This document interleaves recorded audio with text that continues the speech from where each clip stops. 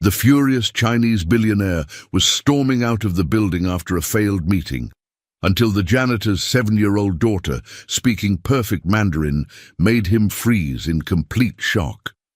Before we dive into the story, drop a comment below and tell us where you're watching from. Enjoy the story.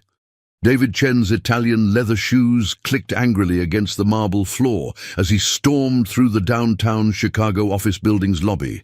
His jaw was clenched so tight it hurt, and his dark eyes blazed with the kind of fury that came from watching 3 hours of his life disappear into corporate incompetence. "Absolute disaster," he muttered under his breath, his accent thick with frustration.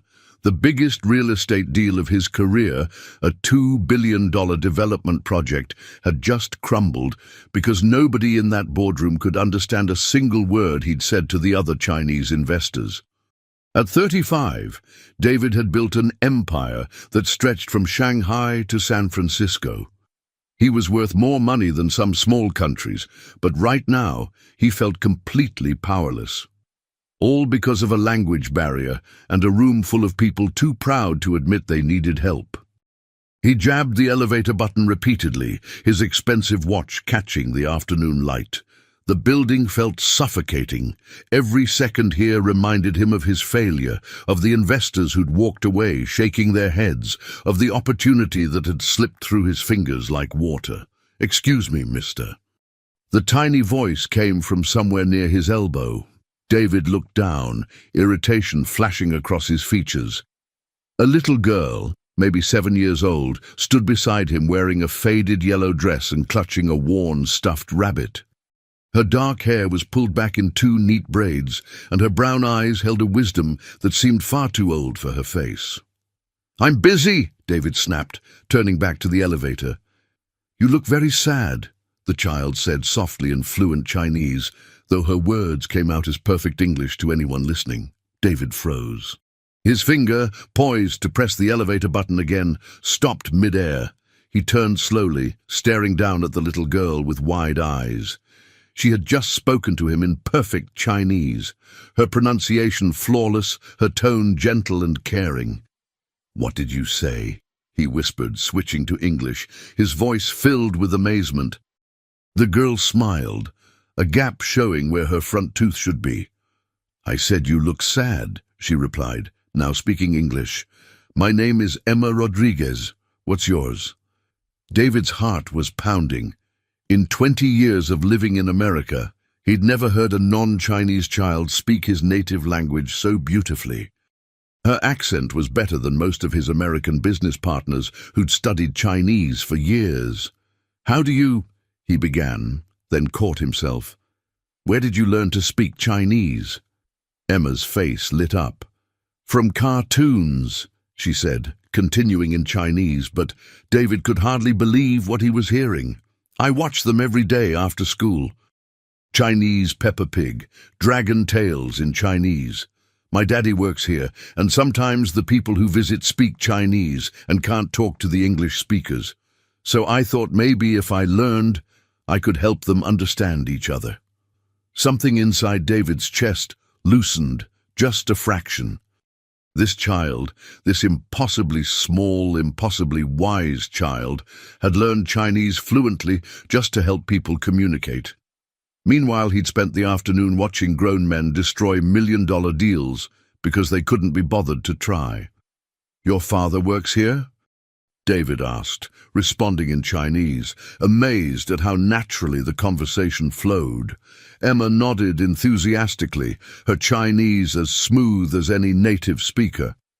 "He's the janitor on the 15th floor. He's really good at his job, but—" Her smile faltered slightly. "Some people think he should know more English. He tries so hard, but it's difficult for him." The elevator dinged, and the doors slid open. David stepped back, suddenly in no hurry to leave. Something about this little girl had shifted the entire atmosphere of his disastrous day, and he wasn't ready to let that feeling go. But as Emma waved goodbye and skipped toward the building's back hallway where the maintenance offices were located, David noticed something that made his blood run cold. A official-looking woman in a business suit was following Emma, clipboard in hand, wearing the kind of expression that meant someone was about to lose their job. The elevator doors had barely closed when David found himself pressing the button for the 15th floor instead of the parking garage. Something about Emma's worried expression when she mentioned her father had lodged itself in his chest like a splinter. He'd built his fortune on instinct, on reading people and situations others missed. And right now, every instinct told him this little girl was in trouble. The 15th floor was corporate offices, gleaming conference rooms and mahogany desks. But David followed the sound of a vacuum cleaner down a side hallway, past doors marked maintenance and storage. He found Miguel Rodriguez in a supply closet, methodically organizing cleaning supplies with the kind of precision that spoke of a man who took pride in his work. Miguel was probably in his 40s, with calloused hands and tired eyes, but when he looked up and saw David's expensive suit, his expression immediately shifted to cautious respect. "Can I help you, sir?" Miguel asked in heavily accented English. David studied the man's face and saw Emma's gentle eyes, the same quiet dignity.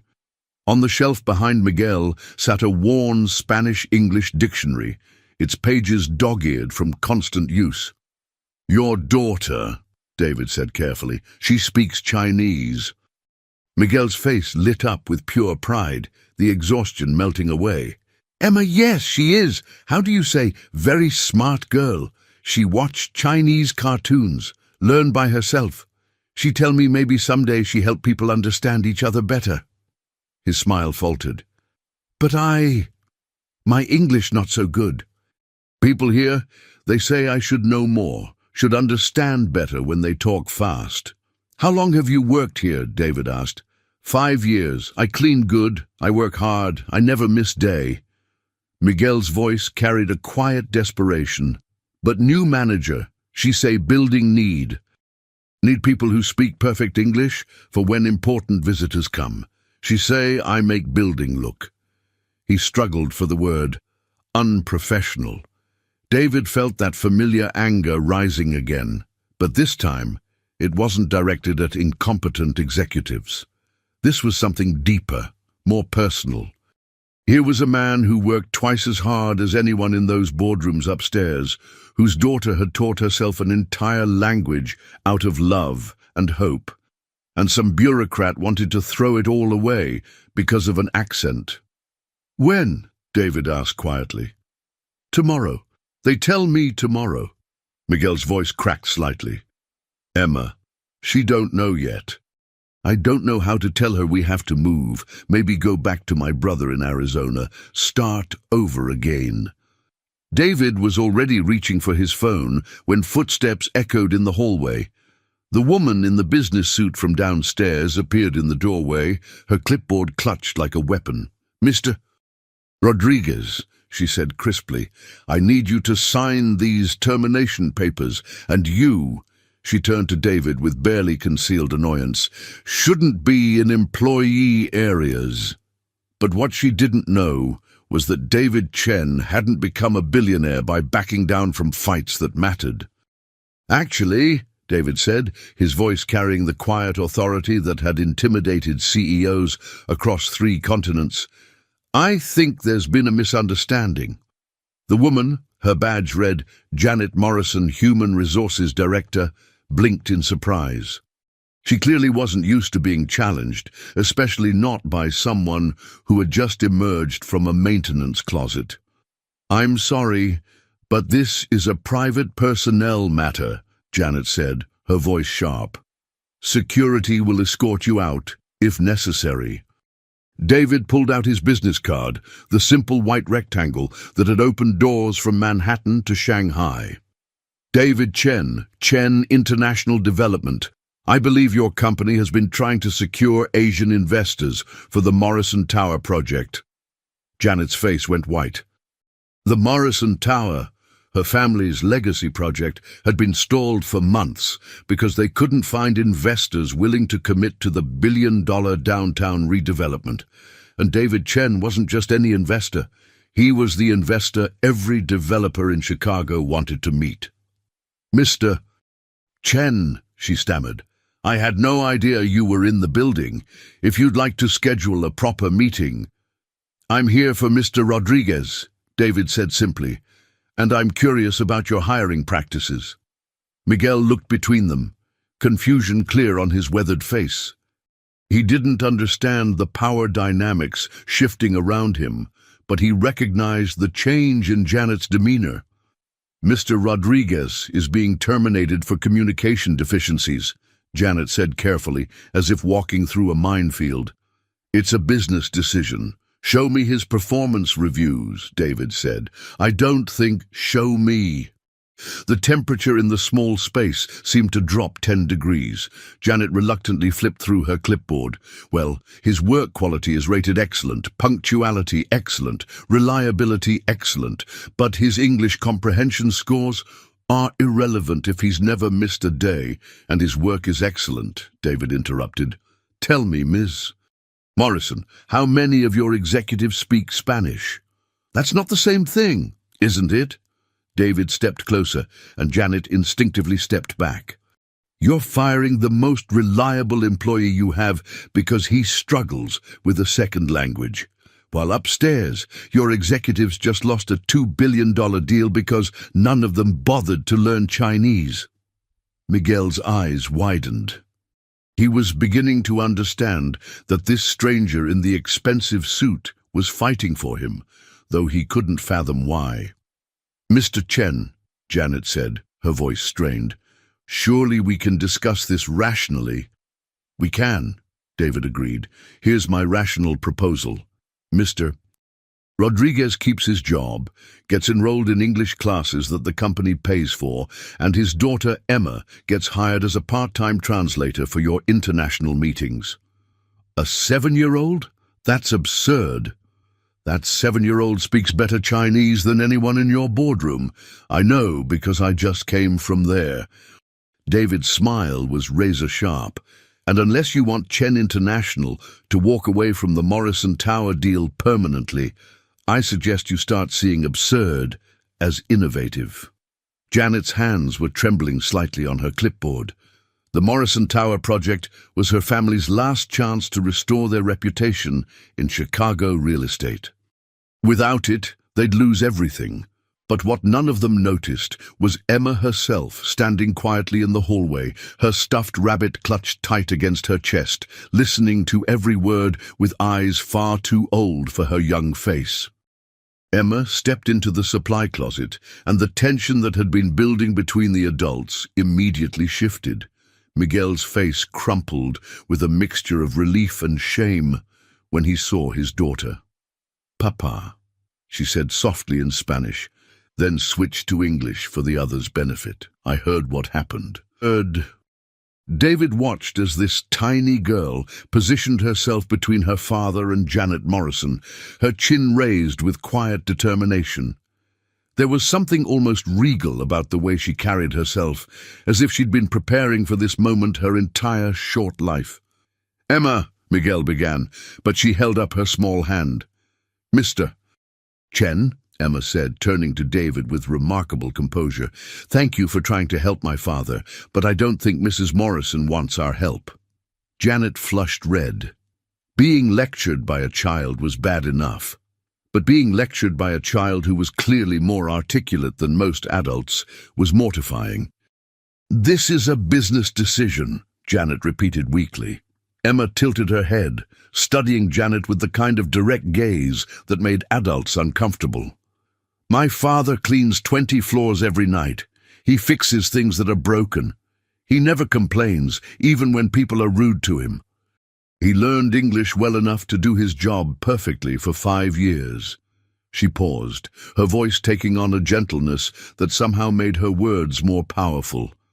What business decision makes sense about firing someone like that? David felt something shift in his chest. This child wasn't just intelligent, she possessed the kind of wisdom that came from watching the world carefully, from understanding pain and injustice at an age when most kids were worried about playground politics. Furthermore, Emma continued, her Chinese now flowing as naturally as breathing. I've been watching the international meetings in this building for months. The confusion, the missed opportunities, the frustration when people can't communicate. I could help with that. Janet stared at Emma in shock. The child had just delivered a business proposal in fluent Chinese, then seamlessly switched back to English to ensure everyone understood. You're 7 years old, Janet said faintly. Yes, Emma agreed. And I speak 3 languages fluently. How many languages do you speak, Mrs. Morrison? The question hung in the air like a challenge. Janet's face was now approaching the color of a ripe tomato. David had to suppress a smile. Emma Rodriguez was going to be a force of nature someday, assuming the world didn't crush her spirit first. But as he watched Miguel's proud, worried expression, he realized the stakes were higher than just one man's job. This was about whether kindness and hard work mattered in a world that seemed to value everything else more. This was about whether a little girl's faith in the goodness of people would be rewarded or shattered. Ms. Morrison, David said quietly, I'm going to make you an offer you really can't refuse. But before he could continue, his phone buzzed with an urgent message that made his blood run cold. The other Chinese investors from the failed meeting were threatening to pull out of not just this deal, but 3 other projects worth over $5 billion. And they'd only reconsider if David could prove that American companies were worth their trust. David stared at his phone, the words blurring together as the full weight of the situation hit him. $5 billion hanging in the balance. His reputation, built over 2 decades of careful negotiations and flawless execution, suddenly balanced on a knife's edge. Bad news, Emma asked quietly, her 7-year-old intuition picking up on his distress faster than most adults would have. David looked down at her, this remarkable child who had somehow become the center of his most important business crisis and made a decision that went against every corporate instinct he'd developed. Emma, he said, how would you like to help me save several very important business deals? Janet Morrison's eyes nearly popped out of her head. Mr. Chen, surely you're not serious about involving a child in what? In solving a communication problem that your entire executive team couldn't handle. David's voice carried a dangerous edge. In demonstrating that sometimes the best solutions come from the most unexpected places. Miguel stepped forward, his protective instincts overriding his confusion about the business implications. Sir, Emma is good girl, but she is still child. I cannot let her. Papa? Emma interrupted gently. What if this could help us stay here? What if this could help you keep your job and show everyone how smart and hard-working you are? The hope in Miguel's eyes was painful to watch. Here was a man who had worked his entire life to build something stable for his daughter, only to have it threatened by people who couldn't see past their own prejudices. David's phone buzzed again. Another message from the Chinese investors, this one more pointed. American business culture appears incompatible with our values, reconsidering all partnerships.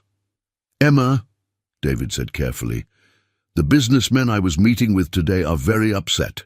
They feel like American companies don't respect them or understand their culture. If they leave, a lot of people will lose their jobs, not just your father.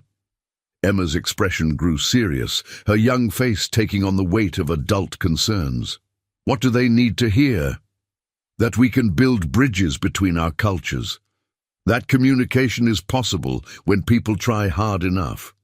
David paused, studying her face. That someone like you exists, someone who learned Chinese not for money or business, but because you wanted to help people understand each other. Could I talk to them? Emma asked simply. Janet Morrison made a strangled sound of protest, but David held up his hand. Emma, these are very important, very serious business meetings. The men I'm talking about control billions of dollars. They're not used to He struggled for the right words. "They're not used to children," Emma finished for him. "But maybe that's exactly why they need to meet me. Maybe they need to remember that learning languages and building bridges isn't about business at all. It's about caring enough to try." David felt the pieces clicking together in his mind. The Chinese investors weren't just angry about the failed communication. They were frustrated by what they saw as American arrogance, the assumption that everyone should adapt to American ways instead of finding middle ground. But what if he could show them something different? What if he could demonstrate that American culture could produce something as beautiful as this child's selfless desire to help others communicate? "Mr. Chen," Janet said desperately, "this is highly irregular." "So was firing your best employee for having an accent," David replied. "Emma, if I arranged for you to meet these businessmen tomorrow, would you be willing to tell them your story? In Chinese?" Emma's eyes lit up with the kind of excitement that only children could muster for new adventures. But there was something else there too, a deep understanding of the responsibility she was taking on. "I'll do it," she said solemnly, "but I have one condition." David raised an eyebrow. This 7-year-old was negotiating with him. "My father comes with me, and Mrs. Morrison has to promise in front of everyone that he gets to keep his job no matter what happens in the meeting." The silence that followed was broken only by the hum of fluorescent lights and the distant sound of traffic 15 floors below. David found himself in the unusual position of being outmaneuvered by a second grader. Emma's condition wasn't just smart, it was brilliant. By insisting that Miguel be present and that Janet make public promises, she was creating accountability that went far beyond a simple business deal. "That's actually quite sophisticated thinking," David admitted. Emma shrugged, a gesture that seemed far too mature for her small frame. "My father taught me that promises mean more when other people hear them, and that family should always stick together, especially when things get scary." Miguel's eyes filled with tears. Here was his daughter, barely tall enough to reach the kitchen counter, protecting him with a wisdom that humbled everyone in the room. Janet Morrison looked like she was trapped in a nightmare where 7-year-olds had somehow taken over the business world. "This is insane," she muttered. "Is it?" David asked. "Your family's entire legacy depends on the Morrison Tower project. The Chinese investors are ready to walk away from that and 4 other major developments. Emma is offering to help fix a problem that your entire company couldn't solve." He paused, letting the weight of the situation settle. "Seems like the sanest thing anyone's proposed all day." "But why?" Janet asked, her voice smaller now. "Why would you care about Miguel's job? Why would any of this matter to someone like you?" David was quiet for a long moment, studying Emma's expectant face. The question deserved an honest answer, but the truth was more personal than he usually shared in business situations. 20 years ago, he said slowly, "I came to America with nothing but ambition and a suitcase full of dreams. I spoke broken English, I didn't understand the culture, and I made mistakes every single day." He looked at Miguel. "I know what it feels like to work twice as hard as everyone else just to prove you belong somewhere." Emma's eyes widened with understanding. "Someone helped you when you needed it." "A janitor, actually," David said with a small smile. "An old Irish man named Patrick who worked in the first office building where I had a job. I was struggling with English, making mistakes in meetings, and my boss was getting frustrated with me." The memory was surprisingly clear after all these years. "Patrick started staying after his shift to help me practice pronunciation. He'd bring English newspapers, and we'd read them together. Never asked for anything in return." "What happened to him?" Emma asked softly. "He died of a heart attack about 5 years later. I was already successful by then, but I never got the chance to really thank him. Never got to show him how much his kindness mattered." David's voice caught slightly.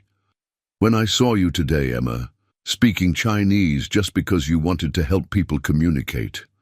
It reminded me of Patrick, of how much difference one person's kindness can make.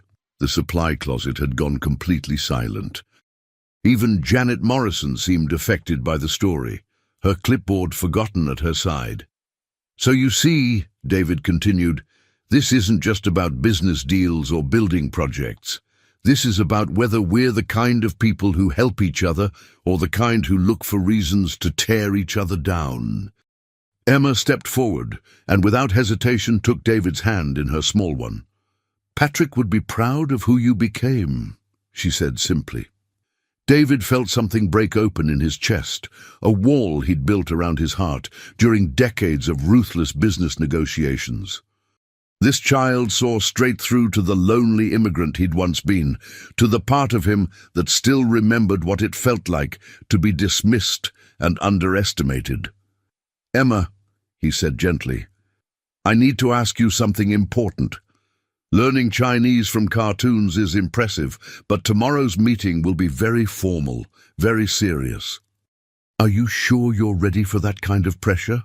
Emma's smile was mysterious in a way that seemed impossible for someone so young. "Mr. Chen," she said, "there's something about my Chinese lessons that I haven't told anyone yet, something that might surprise even you." And with that cryptic statement, she turned toward the door, leaving 3 adults staring after her in bewildered silence, wondering what other secrets this extraordinary child might be hiding.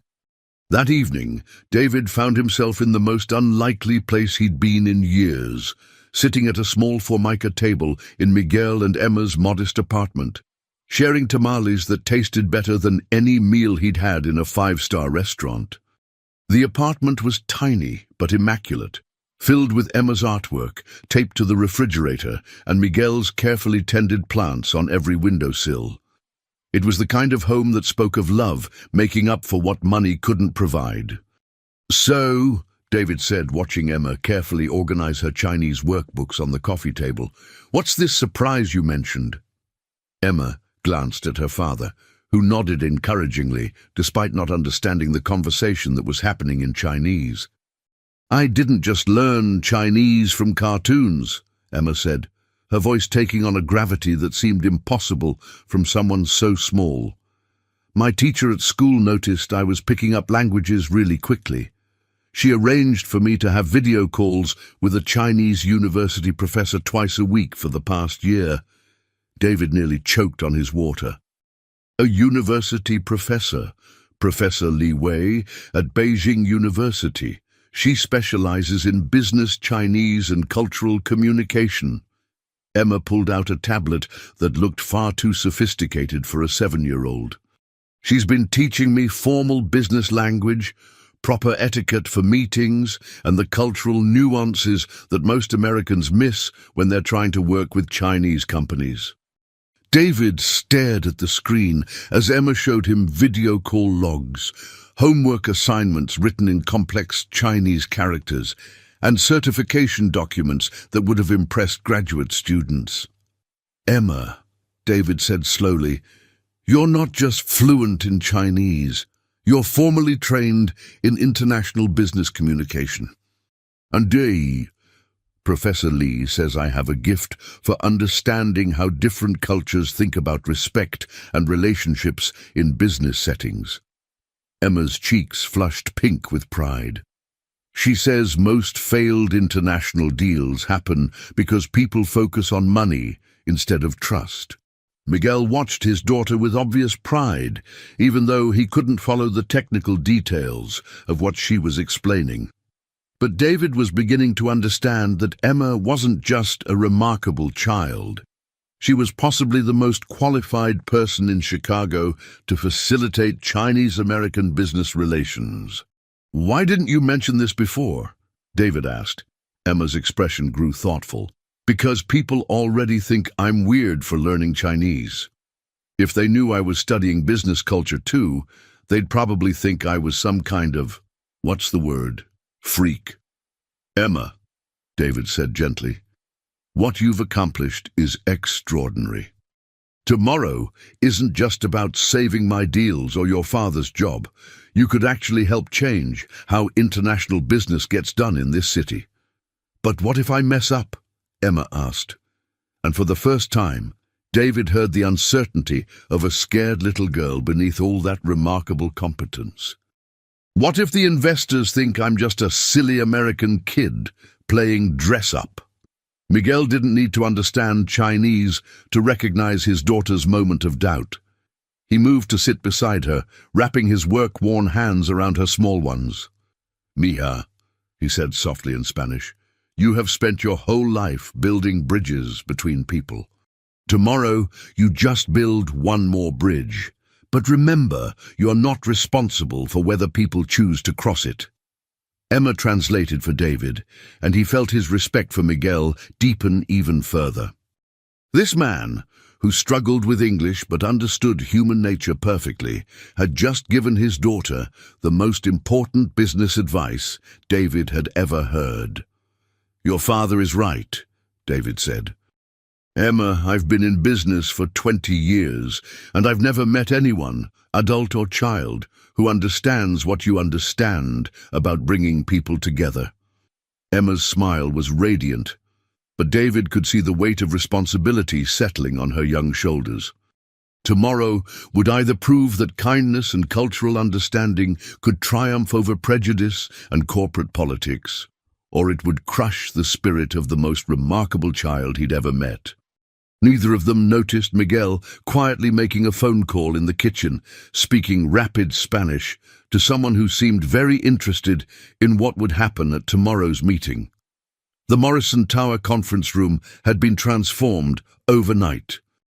Janet Morrison had spared no expense: fresh flowers, premium catering, and a view of Lake Michigan that had impressed dignitaries from around the world. But David could see the desperation beneath the luxury. Emma sat between David and Miguel, wearing a simple blue dress that somehow made her look both professional and childlike at the same time. She'd braided her hair carefully and clutched a small notebook filled with Chinese characters in her precise handwriting. "They'll be here any minute," Janet whispered, her hands trembling slightly as she adjusted the water glasses for the third time. "Mr. Chen, are you absolutely certain about this?" Before David could answer, the conference room doors opened and 3 men in immaculate suits entered. David recognized them immediately: Li Jiao, Chen Wei, and Wang Ming, some of the most powerful investors in Asia. Their combined net worth exceeded that of some small countries. "Gentlemen," David said, rising and switching to formal Chinese, "thank you for agreeing to this meeting."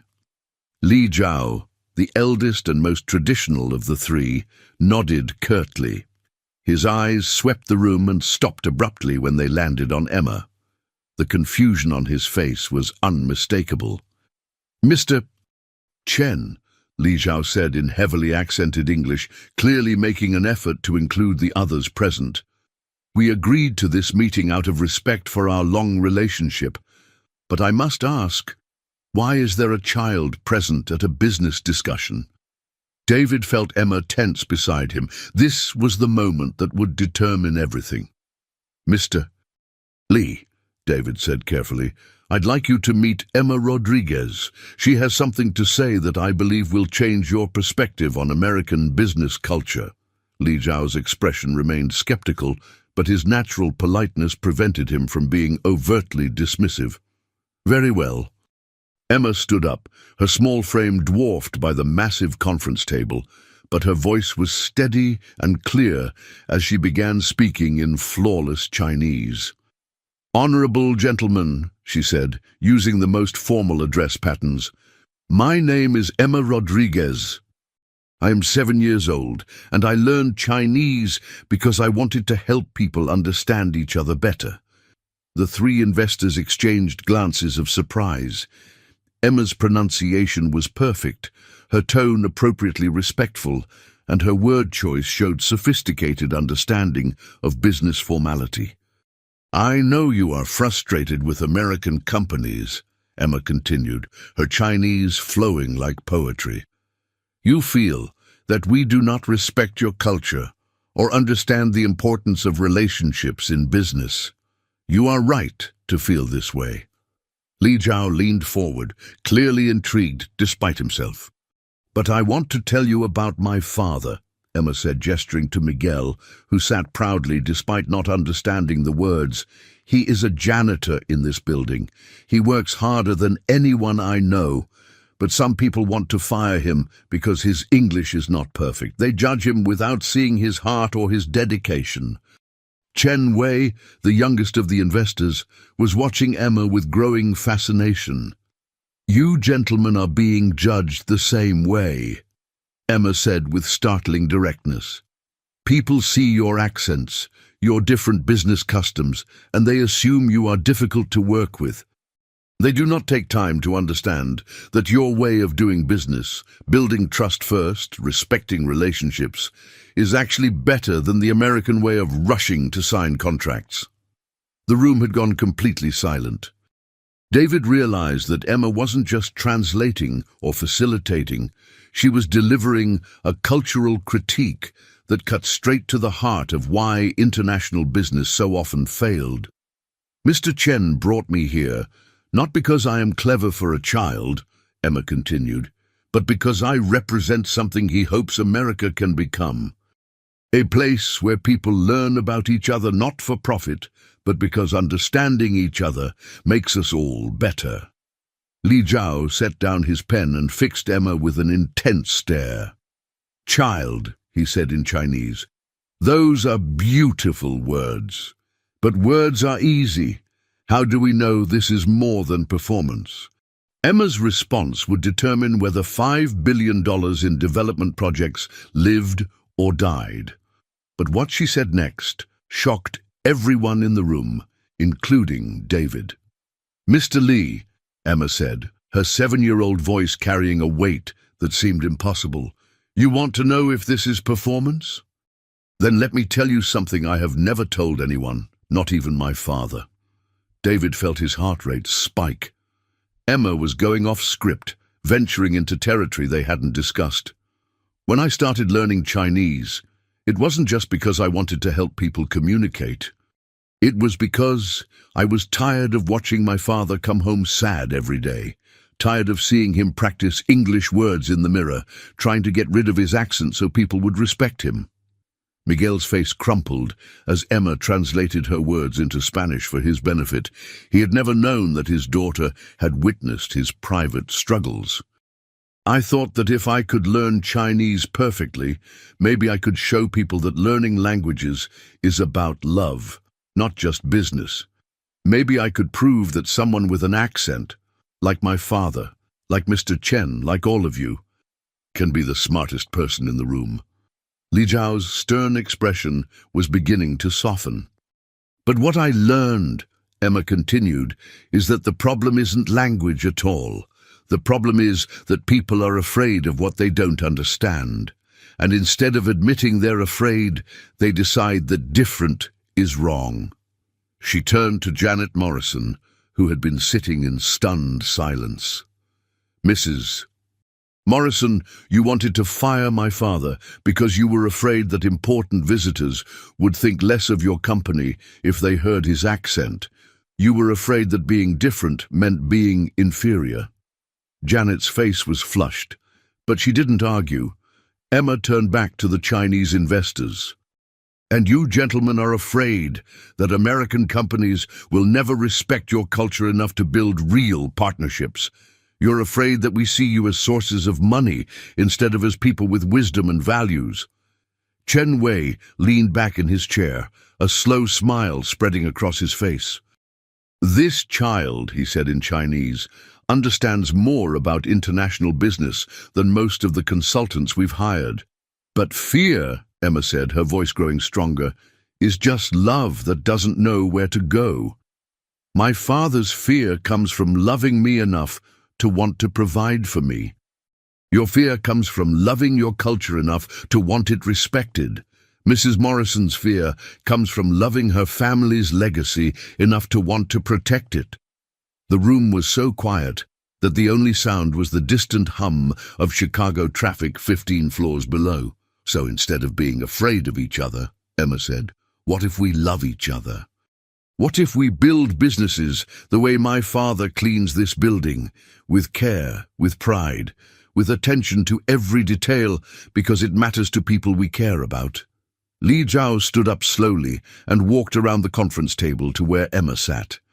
For a moment, David was terrified that the older man was going to scold the child for her presumption. Instead, Li Zhao bowed formally to Emma, the same bow he would give to a respected business partner.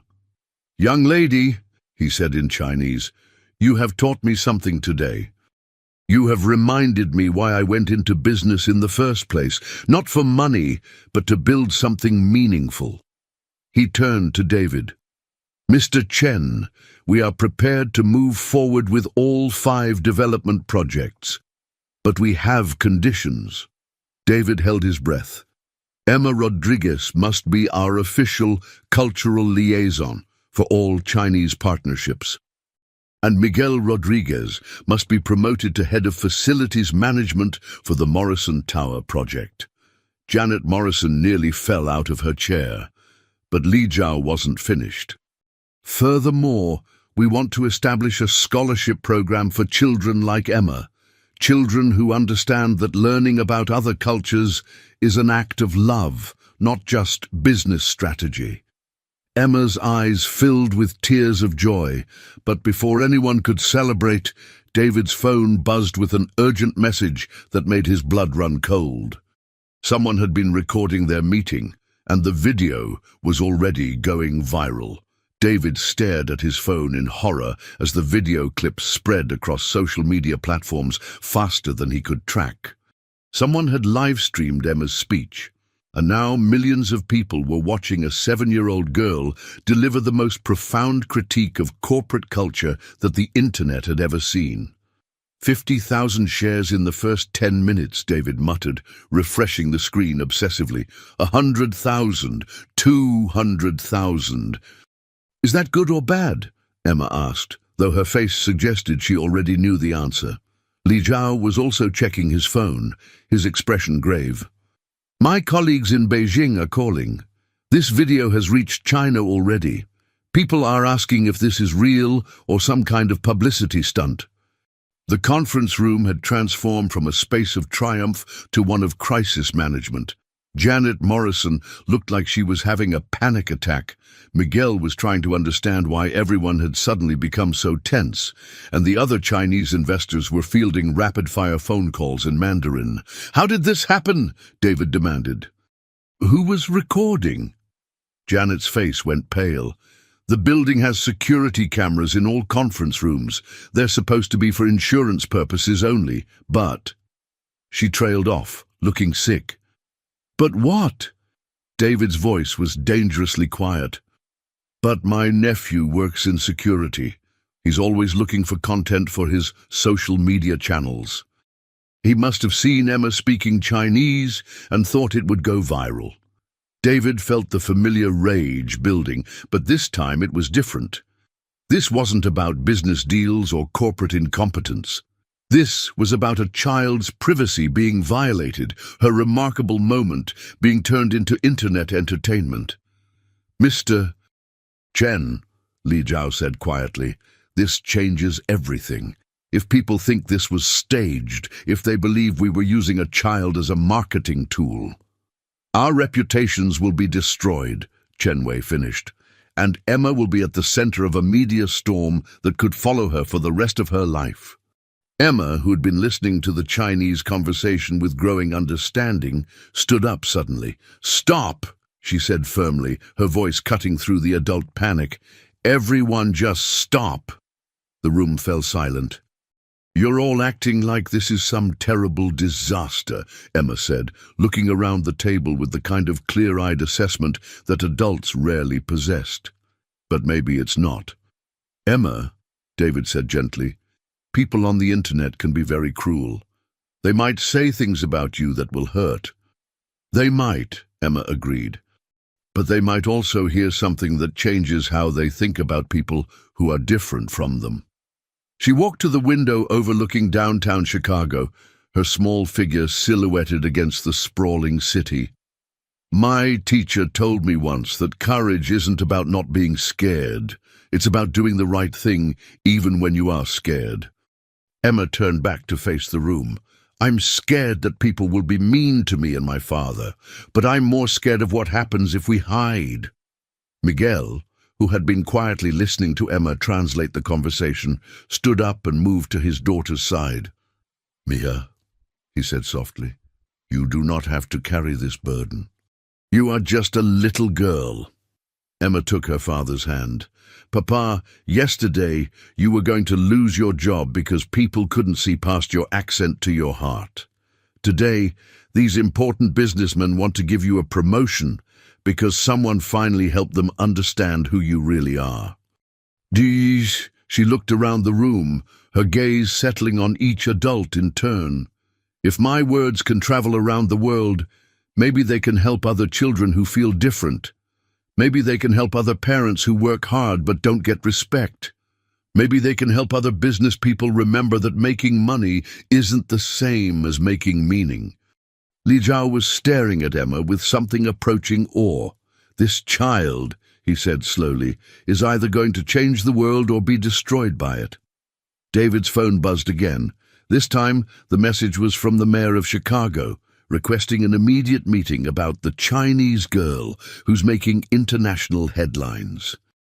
They had less than 2 hours to decide whether Emma Rodriguez would become a symbol of hope or a cautionary tale about the price of speaking truth to power. But what none of them knew was that halfway around the world, Professor Li Wei was making phone calls that would change everything. The mayor's office felt like a war room. Mayor Patricia Williams sat behind her massive desk, flanked by her press secretary, chief of staff, and what appeared to be half the city's legal department. Across from them, David, Emma, Miguel, and an increasingly pale Janet Morrison waited for what felt like a tribunal. 3 million views, the press secretary announced, scrolling through his tablet. CNN wants an interview. The Today Show is sending a crew, and we've got international media requesting statements about Chicago's child diplomat.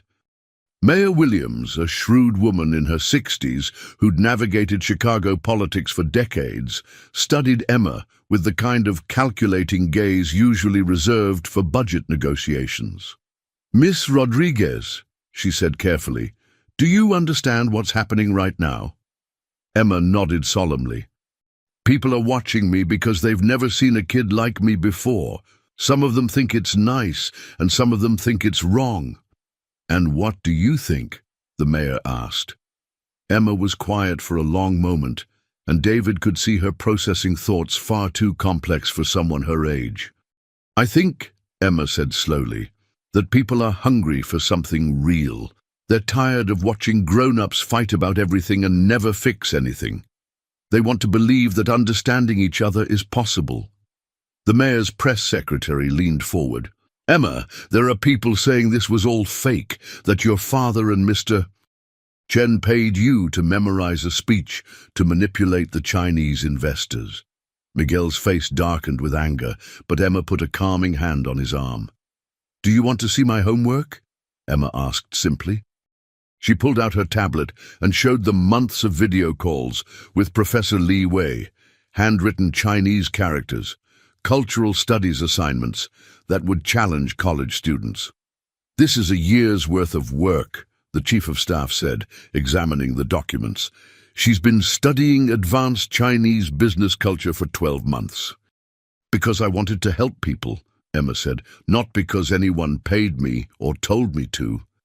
Mayor Williams leaned back in her chair. Emma, I'm going to be very honest with you. This story could go 2 ways. Either you become an inspiration, a symbol of what's possible when people work to understand each other. Or you become a target for people who don't want the world to change. Which one do you think I should be? Emma asked. The mayor smiled for the first time since they'd arrived. I think you should be yourself. But I also think you need protection. The kind of protection that adults should have given you before any of this started. David felt a stab of guilt. In his excitement about Emma's abilities, had he put her in danger? "Ma'am," Miguel said carefully, his English measured but clear, "my daughter, she is strong, but she is still little girl. I do not want her to be famous if famous means she cannot be child." "Mr. Rodriguez," the mayor said gently, "I think it might be too late for that choice." Her phone rang and she answered with a sharp, "Williams." The conversation was brief, but David watched her expression shift from concern to something approaching amazement. "That was the Chinese Consulate General," she said after hanging up. "They want to invite Emma to Beijing as an official cultural ambassador, full diplomatic protocol." The room went silent. "They're also proposing a sister cities initiative between Chicago and Shanghai, with Emma as the youth representative." The mayor paused. "Emma, do you understand what this means?" Emma's eyes were wide, but her voice was steady. "It means people are listening." "It means," David said quietly, "that your words are changing policy at the highest levels of international relations." But even as they talked about diplomatic opportunities and cultural exchanges, David's business instincts were screaming warnings. Emma had become more valuable than any commodity he'd ever traded in, and in his experience, when something became that valuable, people would do almost anything to control it. His phone buzzed with a text message that confirmed his worst fears. "We need to talk. The video changes everything. Some people want the girl silenced. A friend." Looking at Emma's trusting face, David realized that saving her father's job had been the easy part. Now, they had to figure out how to protect a 7-year-old girl who had accidentally become the most important voice in international relations. The real test was just beginning. 3 months later, David stood in the lobby of the newly renamed Chen Rodriguez Cultural Center, watching Emma conduct her first official diplomatic meeting via video conference with children from 5 different countries. She sat at a small table designed just for her, switching effortlessly between English, Chinese, and Spanish as she helped young people from around the world share their stories. The threatening message that had terrified him in the mayor's office had turned out to be from Li Jiao himself. Not a threat, but a warning about competitors who wanted to discredit the cultural exchange program before it could gain momentum. Together, they'd navigated the challenges, turning potential obstacles into opportunities for even deeper understanding. Miguel appeared beside David, wearing the crisp uniform of the building's new Director of International Facilities. His English had improved dramatically over the past months, but more importantly, his confidence had blossomed. Watching his daughter change the world had reminded him of his own worth. "She wants to add Portuguese to her language studies," Miguel said with a mixture of pride and amazement. "She says there are children in Brazil who need someone to help them communicate with other cultures too." David smiled. Emma's appetite for languages had only grown as her platform expanded. The scholarship program she'd inspired now supported over 300 children worldwide, all learning to build bridges between cultures. "Mr. Chen," Emma called out, finishing her video conference and bouncing over to them with her usual energy. "Guess what? The kids in Shanghai want to start a pen pal program with kids in Chicago, and the children in Mexico City have been teaching their parents Chinese phrases they learned from our videos." Emma's viral video had sparked something unprecedented, a grassroots movement of children teaching adults about cultural understanding. Universities were studying the phenomenon. World leaders were referencing her speech in international forums, and most importantly, families around the globe were having conversations about acceptance and respect.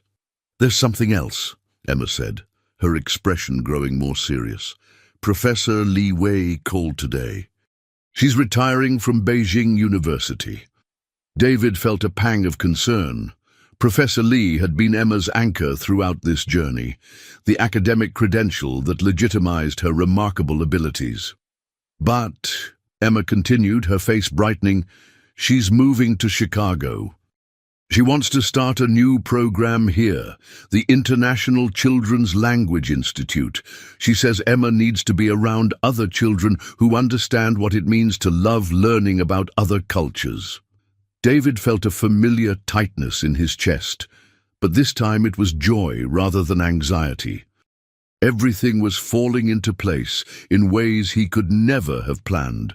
And the best part, Emma said, taking both men's hands in her small ones, is that my father gets to be the facility director for the new institute.